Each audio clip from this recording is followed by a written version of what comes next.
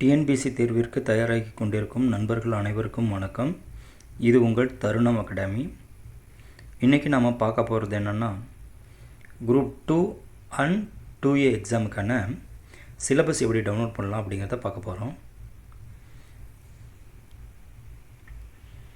அதுக்கு first டிஎன்பிஎஸ்சினுடைய official வெப்சைட்டான www.tnbc.gov.in அப்படிங்கிறத type பண்ணால் இந்த ஃபஸ்ட்டு வரக்கூடிய டிஎன்பிஎஸ்ஸை கிளிக் பண்ணணும்.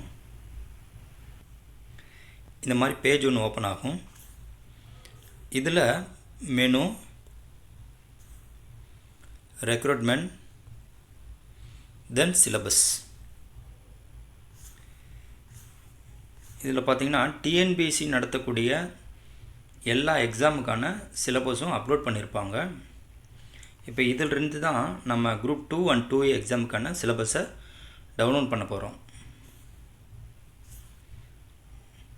இங்கே பாருங்கள், combined civil service preliminary examination group 2 and 2A services. இதில் language general Tamil, language general English, general studies இது இருக்குது இல்லைங்களா. இதை கிளிக் பண்ணி டவுன்லோட் பண்ணிக்கலாம். டவுன்லோட் ஆயிடுச்சு. இப்போ இது ஜென்ரல் தமிழுக்கான சிலபஸ். ஜென்ரல் தமிழை பொறுத்த வரையும் மொத்தம் 3 பகுதியாக பிரிச்சிருப்பாங்க. பகுதி ஆ இலக்கணம்,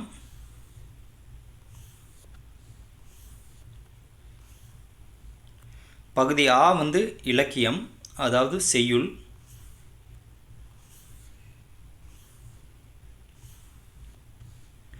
பகுதி ஈ தமிழ் அறிஞர்களும் தமிழ் தொண்டும். இந்த 3 பகுதியாக பிரிச்சிருக்காங்க இல்லைங்களா. இதிலிருந்து மட்டும்தான் நம்மளுக்கு 100 கேள்விகள் ப்ரிலிம்ஸில் கேட்பாங்க.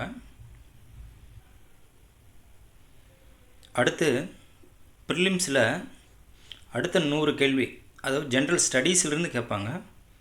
அது மொத்தம் 10 யூனிட்டாக பிரித்து கேள்வி கேட்குறாங்க. இந்த முதல் யூனிட் என்னென்னு பார்த்தீங்கன்னா ஜென்ரல் சயின்ஸ்.